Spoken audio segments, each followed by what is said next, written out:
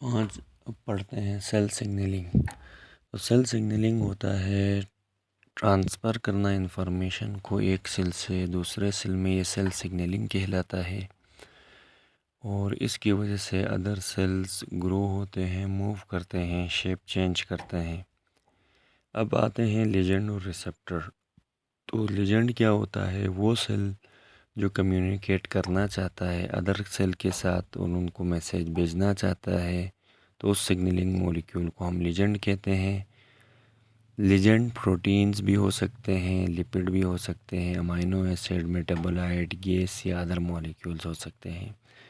ये ब्लड के ज़रिए जाते हैं या फ्लूइड के ज़रिए टारगेट सेल में जाते हैं और सिग्नलिंग मॉलिक्यूल्स पास होते हैं, यानी थाउजेंड ऑफ सेल्स के ज़रिए, और ये बाइंड होते हैं उस प्रोटीन के साथ।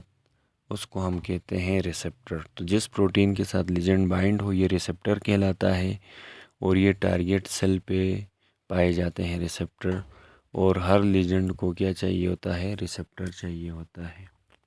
अब आते हैं इवेंट्स ऑफ सेल सिग्नलिंग। जब ये टारगेट सेल पे जाता, सबसे पहले है रिसेप्शन।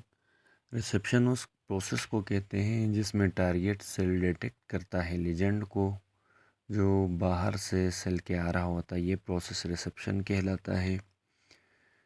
और फिर ये रिसेप्शन के अंदर जब ये लिगेंड रिसेप्टर के साथ बाइंड होता है तो ये एक केमिकल सिग्नल होता है जिसको डिटेक्ट करते हैं मॉलिक्यूल, जो रिसेप्टर प्रोटीन्स जो कि सेल सरफेस पे पाए जाते हैं। उसके बाद ट्रांसडक्शन है कि कन्वर्जन करना उस रिस्पॉन्स को एक्टिव फॉर्म में, ताकि कोई टारगेट सेल में रिस्पॉन्स प्रोड्यूस करे। तो अब क्या होता है कि यूं ही सिग्नलिंग मॉलिक्यूल बाइंड होता है, ये प्रोटीन को चेंज करता है और ट्रांसडक्शन को शुरू करता है। फिर ट्रांसडक्शन स्टेज में सिग्नल को कन्वर्ट किया जाता है किसी स्पेसिफिक सेलुलर रिस्पॉन्स में, ये ट्रांसडक्शन कहलाता है।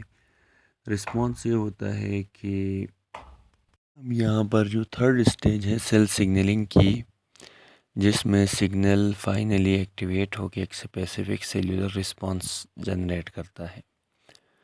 इसके बाद different ligands different response play करते हैं। कोई एंजाइम्स को कैटेलाइज्ड करता है और कोई न्यूक्लियस के अंदर जीन्स को एक्टिवेट करता है, और जो एक्शन टारगेट सेल शो करेगा इसको हम कहते हैं रिस्पॉन्स।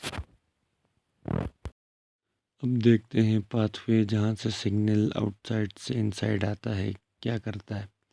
तो वो प्रोसेस जिसमें जो लिगेंड है वो सेल सरफेस में आता है, फिर वो जब कन्वर्ट होता है सेलुलर रिस्पॉन्स में कुछ स्टेप्स के ज़रिए, इसी को सेल सिग्नल ट्रांसडक्शन पाथवे कहेंगे। तो पहला है प्रोटीन सिग्नलिंग।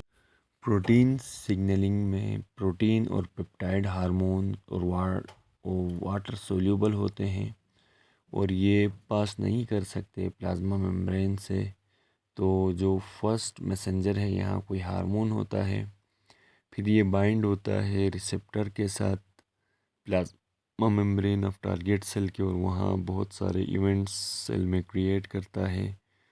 और इसके बाद एक दूसरा मैसेंजर, सेकंड मैसेंजर, जिसको हम कहते हैं साइक्लिक एडिनो मोनोफॉस्फेट, वो जनरेट होता है। फिर ये सेकंड मैसेंजर एक्टिवेट करता है बहुत सारे चेंजेस को सेल में, जैसे एक्टिवेशन ऑफ एंजाइम या जीन एक्टिवेशन। ये कहलाता है प्रोटीन सिग्नलिंग।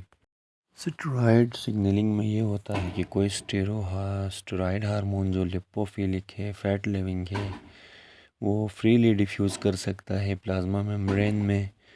फिर ये बाइंड होता है रिसेप्टर के साथ, या तो साइटोप्लाज्म में या न्यूक्लियस में जाता है उस टारगेट सेल के, और वहाँ जब ये बाइंड हो जाए तो ये एक एक्टिवेट रिसेप्टर हार्मोन कॉम्प्लेक्स की फॉर्मेशन करता है। फिर ये एक्टिवेटेड कॉम्प्लेक्स से मूव होकर न्यूक्लियस में जाता है और डीएनए के साइड बाइंड करता है, और यहाँ ट्रांसक्रिप्शन फैक्टर का काम करता है और जीन एक्सप्रेशन में हेल्प करता है।